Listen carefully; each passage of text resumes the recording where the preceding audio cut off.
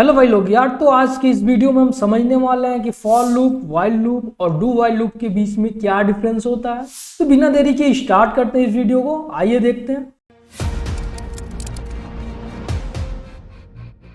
तो सबसे पहले फॉर लूप को समझते हैं कि हमारा फॉर लूप किस तरीके से काम करता है। ठीक है, तो फॉर लूप के अंदर सबसे पहले हम स्टार्ट करते हैं, देन क्या करते हैं, इनिशियलाइज करते हैं। जैसे फॉर लूप का मैं यहाँ पे आपको सिंटेक्स लिख देता हूँ, फॉर इंट, ठीक है, i इक्वल टू 0 और i जब तक चलेगा जब तक लेस देन 5 होगा, ये आपकी कंडीशन हो गई। और मैं i की वैल्यू को प्लस प्लस कर देता हूँ और यहाँ पे स्टार्ट करता हूँ और इसके अंदर जो भी स्टेटमेंट लिखना होगा वो हम लिख देंगे।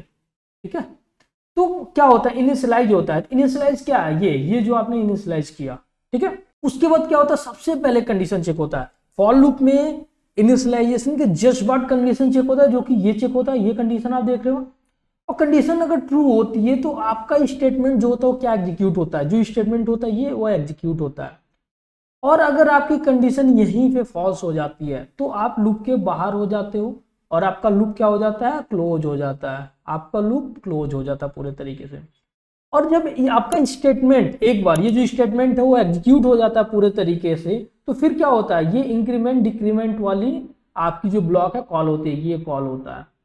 फिर उसके बाद वापस से कंडीशन चेक होता है, अब देखोगे, यानी कि वापस से ये चेक होता है और फिर ये कंडीशन अगर ट्रू है तो अगेन स्टेटमेंट एग्जीक्यूट होता है, फॉल्स है तो बाहर आ जाता है। तो कैसे हो रहा है ये, सबसे पहले इनिशियलाइजेशन हो रहा है और इनिशियलाइजेशन आप देखोगे एक ही बार हो रहा है और जो लूप है इसी के बीच में चल रहा है, इसी के बीच में चल रहा है। आप ध्यान से देखोगे तो इनिशियलाइजेशन हुआ, कंडीशन चेक हुआ, कंडीशन चेक होने का स्टेटमेंट पूरे तरीके से एग्जीक्यूट होगा। अगर कंडीशन ट्रू है तो, फॉल्स है तो लूप वहीं वहीं बंद हो जाता है और स्टेटमेंट एग्जीक्यूट होने के बाद तुरंत इंक्रीमेंट डिक्रीमेंट पे जाता है और आपकी वेरिएबल को इंक्रीमेंट या डिक्रीमेंट करता है और फिर अगेन चेक करता है जो आपकी कंडीशन है क्या इंक्रीज या डिक्रीज की वैल्यू के साथ ट्रू हो रही है या फॉल्स हो रही है। अगर आपकी वैल्यू ट्रू होती है तो अगेन वो स्टेटमेंट को एग्जीक्यूट करता है यहाँ पे, और नहीं तो बाहर आ जाता है।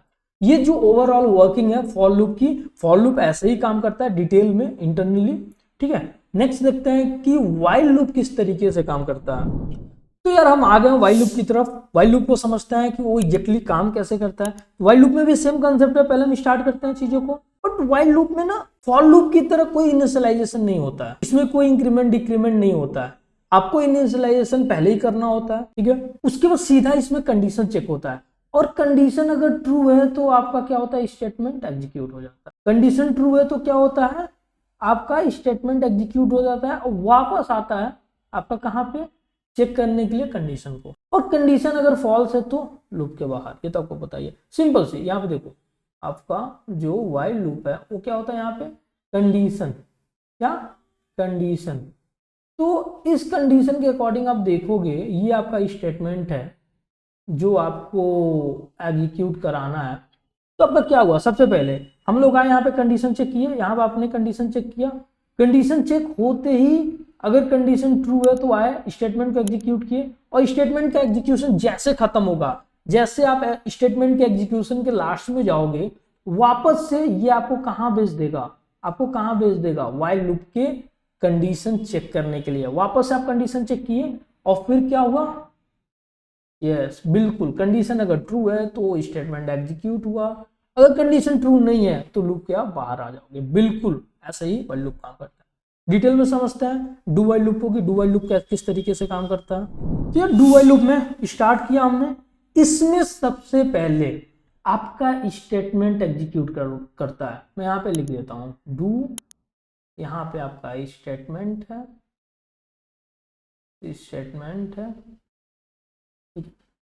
और यहाँ पे फिर आपका जो है वो कंडीशन चेक होता है यहाँ पे, देन आपका जो कंडीशन है वो चेक होता है। ये ऐसे चलता है आपका डू व्हाइल लूप। तो सबसे पहले क्या हुआ, स्टेटमेंट एग्जीक्यूट हुआ यहाँ पे, ठीक है, फिर गया कंडीशन चेक करने, मतलब ये स्टेटमेंट एग्जीक्यूट होने के बाद वापस आया यहाँ पे कंडीशन चेक करने, और आपका कंडीशन अगर सही है, ट्रू है, तो वापस ये स्टेटमेंट को यहाँ पे आके स्टेटमेंट को एग्जीक्यूट करना स्टार्ट कर देता है। और अगर कंडीशन क्या है, गलत है, तो इसके बाहर आके लूप को क्या कर देता है, एंड कर देता है। तो डू व्हाइल लूप में आप देख रहे हैं कि सबसे पहले स्टेटमेंट एग्जीक्यूट होता है, कंडीशन चेक होता है देन, और वापस से कंडीशन ट्रू होने के बाद स्टेटमेंट एग्जीक्यूट होता है। तो यार आप देखे होंगे कि वाइल लूप, फॉर लूप और वाइल लूप में ऑलमोस्ट सेम ही तरीके से काम कर रहा है।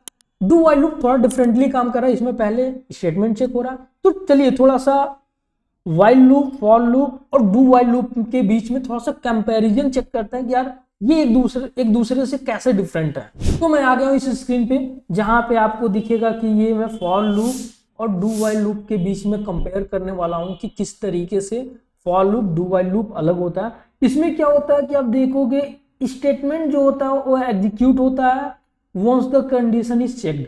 जब कंडीशन आपका ट्रू होता है तो ही आपका क्या होता है, स्टेटमेंट एग्जीक्यूट होता है फर्स्ट टाइम। और इसमें क्या होता है कि कंडीशन अगर चेक क्या कब करता है, स्टेटमेंट एग्जीक्यूट होने के बाद। एटलीस्ट एक बार इसमें डू वाइल लूप में आपका स्टेटमेंट जो भी आपने कोड लिखा वो एग्जीक्यूट होता ही होता है, तब जाके उसकी कंडीशन चेक होती है। तो फॉर लूप में यार पॉसिबल है कि आपका जो स्टेटमेंट है एक बार भी एग्जीक्यूट ना हो। रीजन क्या है, क्योंकि वो पहले कंडीशन चेक करता है देन आपका स्टेटमेंट को एग्जीक्यूट करने देता है। ऐसे ही डू वाइल लूप में ये पॉसिबिलिटी है कि एटलीस्ट एक बार आपका स्टेटमेंट एग्जीक्यूट होगा। तो फॉर लूप में क्या पॉसिबिलिटी है कि एक बार भी नहीं एग्जीक्यूट होगा, यानी कि 0 टाइम एग्जीक्यूट होगा। और इसमें पॉसिबिलिटी है कि एटलीस्ट एक बार तो आपका स्टेटमेंट क्या होगा, एग्जीक्यूट होगा ही होगा।